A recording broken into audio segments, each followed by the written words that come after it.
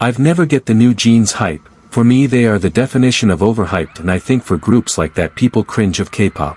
Well, you do you when it comes to overhype, cause I still think it comes to a subjective dimension if we think they are or not. But I wouldn't say people cringe for music like theirs. People can't understand the core of K-pop music, cute concepts especially. I believe their music is pretty well seen in the Western area. They were one of the most listened to K-pop artists in 2023 after all. Suju members are kinda fine, not gonna lie. Well, alright. A little bit of discontent towards the debuting of minors, especially under 16, and I couldn't agree more. It's starting to get a little weird.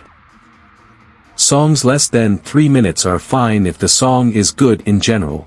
Unnecessary, repeating and cringe parts are much worse. Let's keep songs shorter but better. I am a huge fan of bridges, so keep the bridges, and you can make 3-minute songs. I don't even care a song is good if it's good. Idols should always prefer being better singers than dancers. Well, yes, but then people complain about lacking dancing skills, so I'm afraid there's no escape. Babymonster fans are like those 12-year-old girls who think everything is about them. Oh, look, you know what? We didn't say that, no. Stray Kids had a great discography, but from S-Class they keep repeating themselves and their title tracks have become boring and same. Meanwhile, they have good B-side tracks, but they don't promote them at all. I wish they'd take a break and become more creative with their titles. I do kinda think this is a consequence of their increasing fame. It is okay to accept that once a song makes a group really famous, they will try to recreate that in any ways possible. With this said, I still think La La La La from last year was extremely good, so I would agree with you, but only partially. K-pop is never going to be respected by other music genres if the factory aspect of it doesn't change. K-pop feels too shallow to ever be nominated for the Grammys, for an example. It's like not even pop fans respect K-pop. I won't even talk about rock and hip-hop fans. And as much as I love and respect K-pop, I am starting to understand why this happens. This is really interesting. Now that you brought up the Grammys, unfortunately it will take a lot to even consider including K-pop because of the language barrier. BTS were nominated only because they sang in English. Apart from that, what I miss in the K-pop landscape is the songwriting nature of artists. It doesn't happen as often as you think it does, and that leads to a de-individualization of the music quality. If you think about the Grammys, even when a random bop radio hit wins, it comes with a super strong artist identity, which is much harder to achieve for a K-pop act, group especially. BTS and Blackpink are truly the only ones who manage to do it, and that's just the truth. I hope I explained myself well. Babymonster's lukewarm success is proof that Blackpink's music was trendy but not good. I don't think Babymonster's success is lukewarm. They are one of the most popular groups right now and are doing great if we're looking at the numbers. They definitely get a lot of hate, but that doesn't mean they're not successful. What confuses me is the connection to Blackpink. How is their music related to this? Blackpink's and Babymonster's songs are very different. You can have me on the trendy part. Sometimes it feels like Babymonster's title tracks are a little dated, like they're trying to redo something that is not made for the current times anymore, but that doesn't apply to Blackpink. And that's correct. They were trendy. But I would argue their music was also good. Their popularity didn't rely on any of these things. It relied on the lack of content. I don't care if a song broke streaming records. If I don't like it, I just won't listen to it. Okay. Illet's concept is completely different to NewJeans. NewJeans are all about trying different styles from the past. Y2K, the 90s, how sweet. It's Girl Next Door coded as well, but their concept is pretty hard to define their concept. But it's not dreamcore, which is Illet's.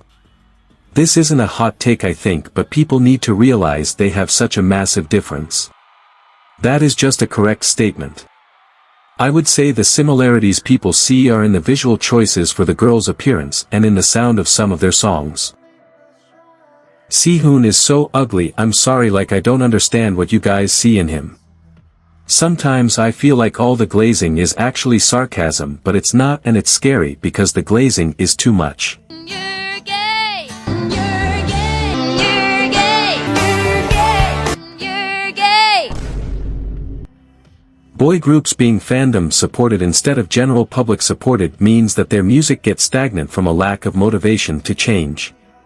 It really depends on who we're talking about, because if the general public is K-netizens, then we can draw some kind of conclusions. I believe Western market is more appealing for boy groups because of the love for badassness. But yeah, I get what you mean. In general, I do think it's way harder for boy groups to find new sounds. Doesn't mean that all girl groups sound different though. I would invite you to stop and read. This deals with K-pop idols allegedly not knowing about some important historic issues and the consequential way fans can ignore or forget about the matter sometimes. I don't have much to add because I agree. I just think it's not believable when the apology includes a declaration of ignorance. Girl, that's basic culture. This connects us to the next take. Colorism in K-pop is a topic that keeps on getting buried by fans who don't want to hold their idols accountable for the disgusting things they've said and done.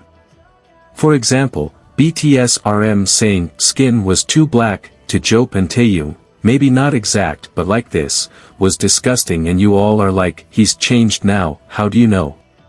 Aside from him, this was just an example. Imagine what colorist K-pop idols think of us with slightly dark or dark skin. This is very sad and unfortunately a very rooted thing in Korean culture and, consequentially, in K-pop stans' mind. I'm with you here.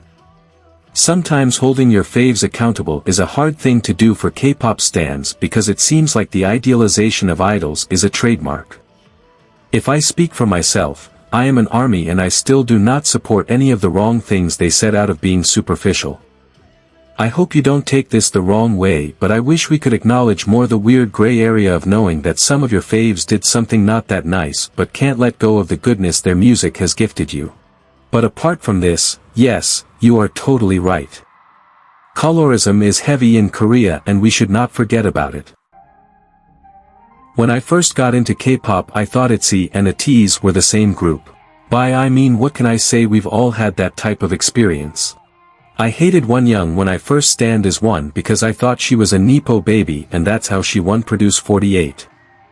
I also thought she bullied the other members and demanded to be the center, and I was jealous that my bias at the time, Sakura, did not win Produce 48, so every time Wonyoung posted on social media I spammed hate comments.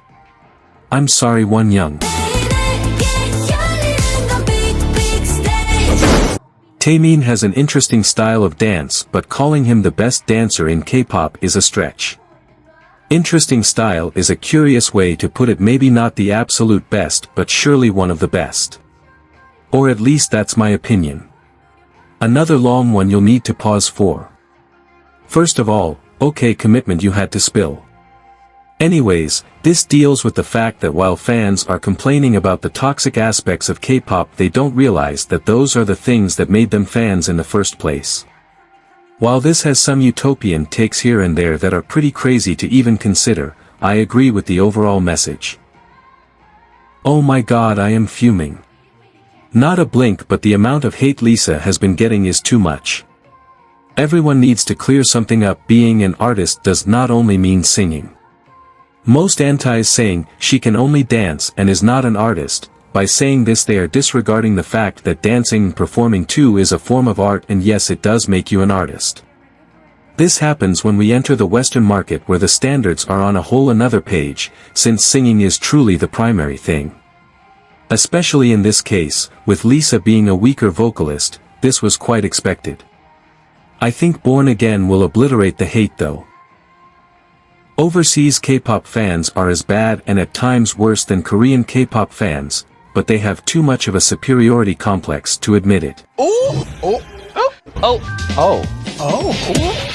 Jin is the best vocalist in BTS.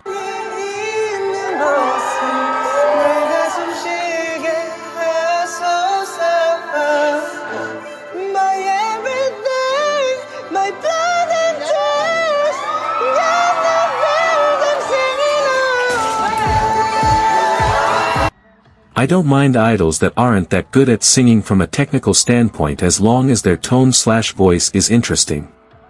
Or if they know how to sing with a lot of emotions. I like you. Have a cupcake. Someone is immediately turned off if they hear a loud backtrack during a performance. Someone is fine with idols lip-syncing in music shows but doesn't allow lip-syncing during concerts and festivals. We also have a request for SPA, please, we would like a supernova performance with no backtrack, we'll see what we can do. I'm kinda nervous when it comes to Blackpink's comeback, teased by YG. They're all releasing amazing solo music, I don't want them to go back to Ratatatas and Badabing Badabums. I hope they'll have a say in their group music as well. We all hope that, dear, but miracles are rare, aren't they?